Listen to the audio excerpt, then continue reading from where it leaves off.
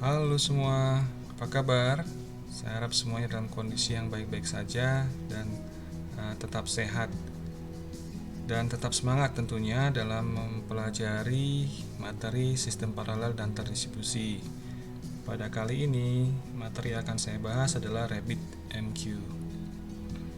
Ini outline-nya, kita akan lihat nanti apa yang dimaksud dengan RabbitMQ, kapan RabbitMQ digunakan, arsitekturnya seperti apa, kemudian bagaimana menggunakan RabbitMQ pada Python. Kemudian kita akan bahas juga sedikit tentang Kafka.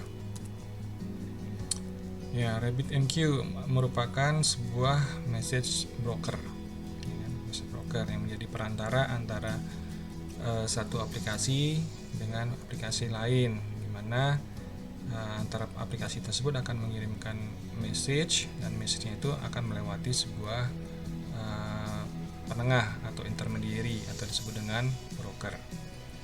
Jadi RabbitMQ ini adalah brokernya dan RabbitMQ akan menerima dan meneruskan message seperti terlihat pada gambar. Nah, ada message masuk ke antrian, kemudian diteruskan ke aplikasi yang lain. Jadi dengan demikian RabbitMQ menyediakan platform untuk mengirimkan dan menerima message, sehingga aplikasi kita bisa mengirimkan message ke RabbitMQ, kemudian RabbitMQ akan meneruskan ke tujuan dari message tersebut. Kemudian message akan disimpan pada tempat yang aman dan dipastikan akan sampai ke tujuan. Kalau kita lihat ke tipe message atau tipe komunikasi di slide sebelumnya, ada persistent dan transient. Nah, ini termasuk yang persistent dan termasuk yang tidak sinkronus, sinkronus transient. Nah, bayangkan RabbitMQ ini sebagai sebuah post office, kantor pos, dimana di kantor pos ada surat masuk, diolah di kantor pos, dilakukan pemeriksaan tujuannya kemana, alamat tujuan, kemudian digabungkan menjadi satu, dikirim ke kota yang tertentu, dan seterusnya. Jadi bayangkan bagaimana cara kerja kantor pos. Kemudian RabbitMQ adalah queue manager, mengatur antriannya. Jadi tidak hanya menerima dan meneruskan, tapi juga mengatur, ada proses di dalamnya, kemana akan diteruskan, ke siapa saja, dan bagaimana meneruskannya. Seperti itu.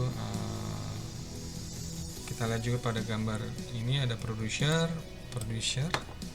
yang menghasilkan message, kemudian dipublikasi, dikirimkan ke broker.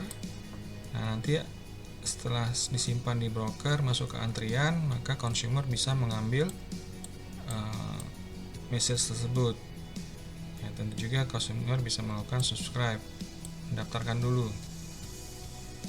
sehingga bisa memperoleh message yang ada di broker. Seperti itu kira-kira. Kemudian kapan sebuah broker diperlukan? Nah, ini beberapa kondisi di mana message broker dibutuhkan. Yang pertama adalah ketika kita ingin mengontrol data, aliran data. Contohnya pada kasus atau pada sistem registrasi. Dengan demikian bisa mengontrol jumlah registrasi yang sampai ke aplikasi. Jadi dari user atau dari aplikasi yang lain yang akan menggunakan service registration, itu akan melalui sebuah broker dulu, dimasukkan ke antrian, sehingga dalam antrian itu akan dikontrol berapa yang akan diteruskan ke aplikasi registrasi tadi. Ya, demikian bisa dikontrol oleh message broker. Kemudian yang kedua adalah ketika ketika tugasnya adalah mengirimkan data ke beberapa aplikasi dan menghindari menggunakan API secara langsung, jadi melewati broker, dan tujuannya adalah untuk dikirimkan ke beberapa aplikasi sekaligus, makanya melewati sebuah broker. Nanti broker yang akan meneruskan ke aplikasi-aplikasi terkait. Kemudian jika kita memerlukan untuk memproses message atau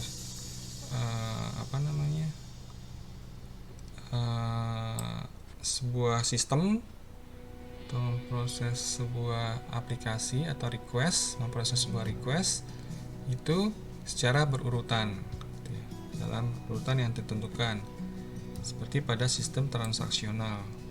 Jadi ada urutannya, transaksinya seperti apa, dari A dulu baru ke B, baru ke C, baru ke D. Nah, itu bisa menggunakan juga message broker. Kemudian message broker mengizinkan web server untuk memberikan respons dengan cepat. Kenapa? Karena ada sistem antriannya tadi, jadi dilayani satu persatu, dan yang menjadi message broker menyediakan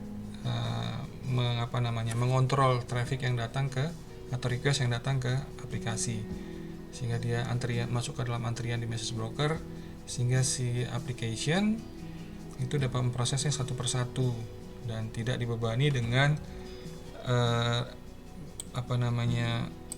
prosedur yang resource heavy.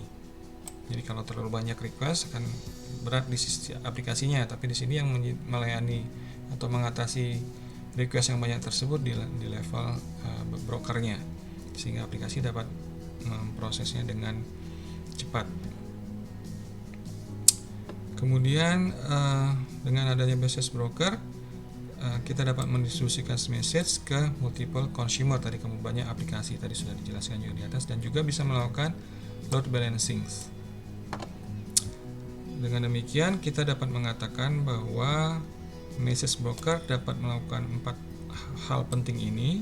Pertama adalah membagi publisher dan consumer, jadi ada aplikasi menghasilkan message dan ada yang mengkonsumsi message tersebut. Kemudian dia bisa menyimpan message, menyimpan dalam buffering atau antriannya tadi. Kemudian bisa melakukan routing kemana akan diteruskan. Kemudian memeriksa dan mengelola message. Bisa mengelola message, kapan dikirimkan, bagaimana dia dikirimkan, dan seterusnya. Oke, nah ini contoh sebuah publish dan subscribe atau sebuah arsitektur aplikasi tanpa adanya broker. Nah, di sini kita lihat ada beberapa modul aplikasi, ada member, order, payment, product, merchant, kemudian ada ERP, finance, logistik, dan warehouse. Nah, ini kita lihat di sini semua yang di atas ini berrelasi atau berkomunikasi dengan ERP. Order dan payment berkomunikasi dengan finance. Kemudian order dan merchant dengan logistik, produk dengan warehouse. Nah, di sini kita lihat message-nya langsung antara satu modul dengan modul lainnya saling berkomunikasi. Message langsung dikirimkan. Kita lihat di sini seperti adanya traffic yang crowded ya, dari seperti ini tidak terkontrol. Tidak ada penengahnya yang mengatur bagaimana traffic itu dikirimkan. Seperti itu.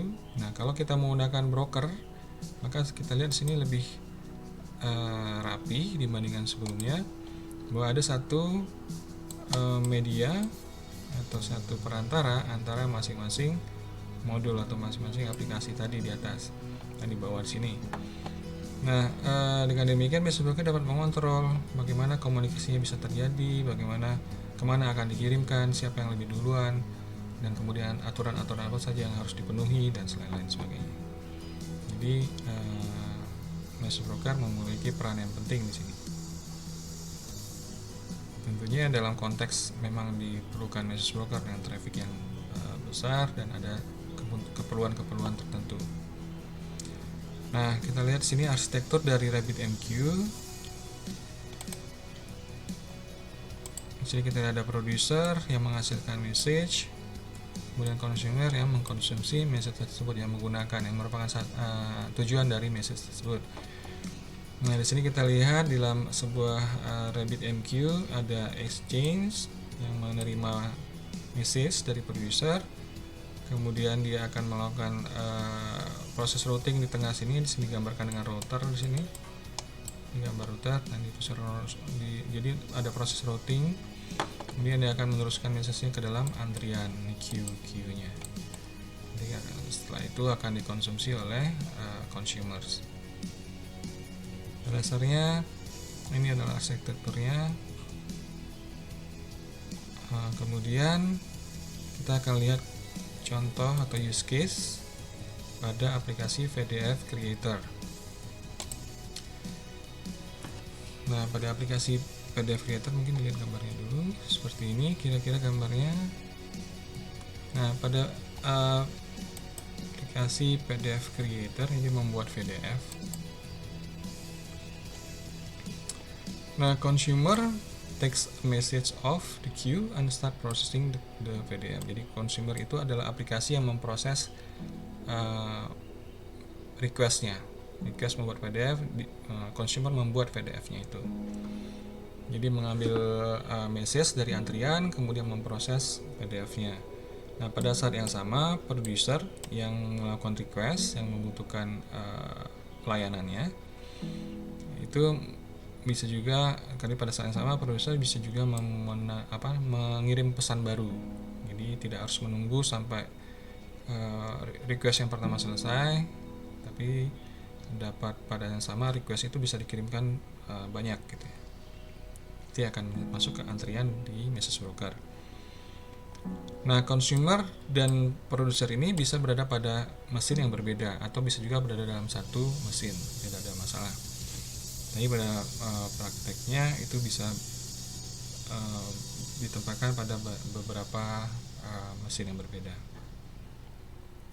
Nah, kemudian request dapat dibuat dalam bahasa pemrograman yang berbeda dengan bahasa pemrograman pada consumer. Jadi pada aplikasi yang memperoleh request tersebut. Jadi independen, tidak tergantung pada bahasa pemrogramannya. Kemudian poinnya adalah dua aplikasi akan berkomunikasi melalui pengiriman pesan saja. Jadi saling mengirim pesan.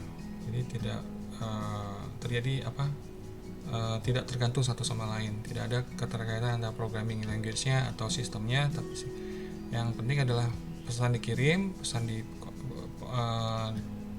pesan diolah, diproses, kemudian dikirimkan responsnya. Nah, dengan ini berarti sender dan receiver memiliki low coupling. Ya, kalau pernah mempelajari terkait dengan coupling di materi software development. Nah, ini termasuk yang low coupling. Tidak, independensinya tinggi atau tidak bergantung satu sama lain. Nah, ini langkah-langkah dalam atau tahapan dalam pembuatan PDF aplikasi pembuatan PDF. Langkah yang pertama itu user mengirimkan PDF creation, namanya dia kirim request, tolong bikinkan PDF file gitu ya. Nah, kemudian aplikasi yang menerima ini, web application, itu adalah interface ke usernya, itu merupakan producer. Dari user meminta ke menggunakan web application-nya, meminta untuk membuat sebuah PDF file. Nah, kemudian dari producer, website application ini akan mengirimkan ke RabbitMQ. Nah, informasi yang dikirimkan termasuk juga informasi tentang nama dan email. Jadi ada message including user information, user yang merequest gitu ya. Nah, sampai di RabbitMQ masuk ke tahapan ketiga, jadi terima oleh exchange. Kemudian di tahap ketiga dilakukan routing, ditentukan kemana nih. Nah, setelah itu ditentukan, maka masuk ke proses antrian. Nah, dalam proses antrian ini menunggu nanti di-consume oleh consumer. Jadi setelah consumer ready untuk memproses request tadi, maka consumer akan mengambil message dari queue antrian. Kita tahapan keempat. Oke, kita lanjutkan. Kemudian ini contohnya. Jadi dengan contoh ini kita bisa melihat bagaimana RabbitMQ bekerja. Kemudian kita lanjutkan dengan elemen-elemen atau komponen yang terdapat pada RabbitMQ. Pertama kita lihat ada producer, tadi sudah dijelaskan, ada consumer, ada queue antrian yang merupakan buffer untuk menyimpan message. Kemudian ada message itu sendiri, informasi yang dikirimkan dari producer ke consumer. Kemudian ada connection yang merupakan TCP connection antar aplikasi, antara web application tadi kalau contoh di PDF Creator dengan broker. Dalam hal ini RabbitMQ. Kemudian ada channel ada virtual connection dalam sebuah connection. Jadi di atas sudah ada connection yang menghubungkan antara aplikasi dengan RabbitMQ. Kemudian di dalam connection tersebut ada virtual connection. Virtual connection yang karena dari satu aplikasi itu bisa banyak request pada saat yang sama, maka request tersebut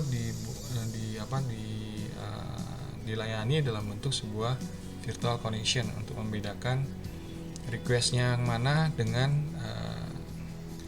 nanti ada respon callback, maka dia bisa ketahuan ini respon terhadap request yang mana gitu. Jadi dengan melihat virtual connectionnya atau channelnya. Oke, kemudian exchange itu yang menerima message, kemudian melakukan proses routing,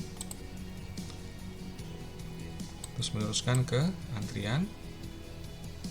Nah, kemudian untuk dalam menerima message, antrian perlu di bounding atau di binding ke satu exchange. Di antara exchange dan queue itu ada bindingnya, dihubungkan gitu. Jadi binding adalah sebuah link yang menghubungkan antara queue dan exchange. Kemudian ada routing key yang digunakan untuk menentukan message itu akan diteruskan kemana. Jadi bagaimana merutekan message itu melihat pada key-nya.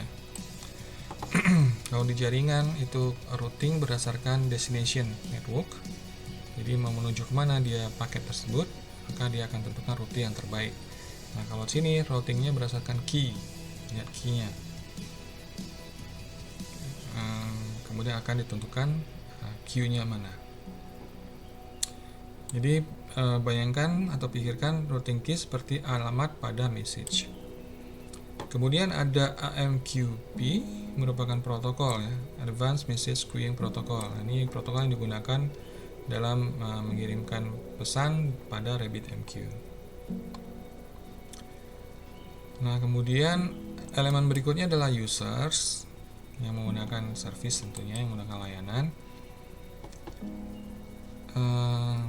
Jadi bisa menghubungkan atau menghubungkan RabbitMQ dengan username dan password gitu ya. Tentu user akan memasukkan username dan password untuk connect ke RabbitMQ.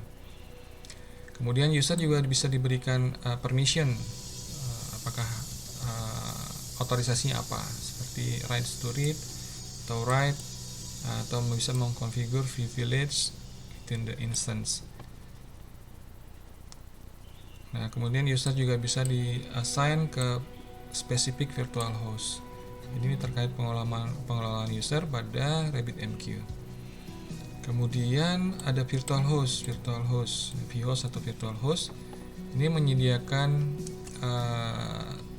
untuk memisahkan antara aplikasi-aplikasi yang menggunakan RabbitMQ atau instance RabbitMQ yang sama. Jadi menyediakan RabbitMQ itu ada aplikasi-aplikasi itu dipisahkan. Seperti tadi di atas juga different user can have different permission. ke different virtual host, dan kemudian queues dan exchange dapat dibuat. Ini ada permissionnya seperti apa, atau hak aksesnya seperti apa. Ya, jadi virtual host ini bayangkan juga bisa dibayangkan atau mirip dengan virtual host pada web hosting. Jadi memisahkan aplikasinya. Segregate memisahkan application yang menggunakan RabbitMQ instance.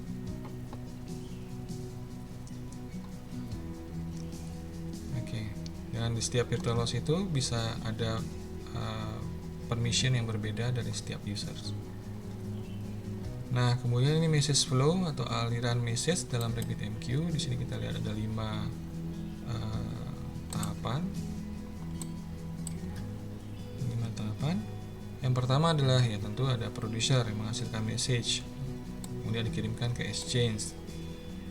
Nah, kemudian ketika meng-create exchange itu tipenya harus dibuat. Kemudian exchange dalam hal ini exchange itu menerima message dan kemudian bertanggung jawab untuk melakukan proses routing. Kemudian ya dalam tahapan ini exchange melihat atribut dari message, kemudian melakukan proses routing. Nah, atribut message-nya contohnya ada routing key. Jadi melihat routing key, kemudian baru menentukan diteruskan ke queue yang mana, atau melakukan binding dulu di sini. Jadi tentunya dilihat routing key-nya, kemudian binding must be created to exchange to queues. Jadi dalam tahapan ketiga dilakukan binding. Setelah tadi tahu routingnya, maka dilakukan binding ke queues, antrian.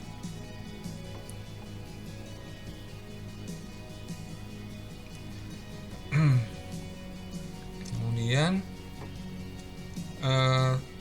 tahapan keempat di dalam hal ini ada 2 katanya bindingnya, kemudian kedua antrian tentunya, kemudian di 4 ya disimpan di antrian. Nah, kemudian akan dikonsume oleh consumer, tahapan kelima. Ya, tadi sebenarnya sudah terlihat juga pada contoh PDF Creator. Nah, seperti ini mirip, ya hampir mirip, cuma tadi lebih jelas saja. Kemudian kita lihat tipe dari exchange. Jadi kan ada harus ditentukan type of message-nya. Di langkah pertama kan ada type. Nah, tipe exchange-nya ada 4 di sini. Pertama ada direct. Direct ini maksudnya adalah message dirutekan berdasarkan routing key yang exactly match. Jadi kita dilihat message-nya, dilihat routing key-nya match, tepat sekali match dengan rules dari routing. Jadi namanya key-nya adalah 123, maka dilihat di policy-nya kalau ada key 123 diteruskan kemana. Persis sama 123, maka baru diteruskan ke antrian atau queue yang terkait. Nah, contohnya di sini adalah jika antrian di eastbound queue dihubungkan ke exchange dengan key-nya adalah PDF process, kemudian ada message datang dipublish ke exchange dengan routing PDF proses, maka akan diteruskan ke antrian tersebut. Jadi key-nya harus persis sama PDF proses dengan PDF proses. Nah, kemudian tipe exchange berikutnya adalah fan out. Fan out itu meneruskan message ke semua antrian yang terkait dengan message tersebut. Jadi fan out exchange route message, fan out exchange route message to all the queues bound to it. Kemudian topik ini menggunakan wildcard match. Jadi kalau dia bahasa topiknya apa, maka diteruskan ke antrian yang terkait. Nah, ini menggunakan wildcard match with routing key and routing pattern. Kemudian headers, melihat headers dari message, atribut dari header dari message. Nah, kita lihat contoh atau gambarnya. Ini kita lihat di sini ada 3 tipe exchange.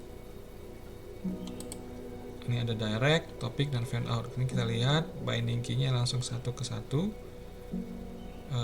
dari satu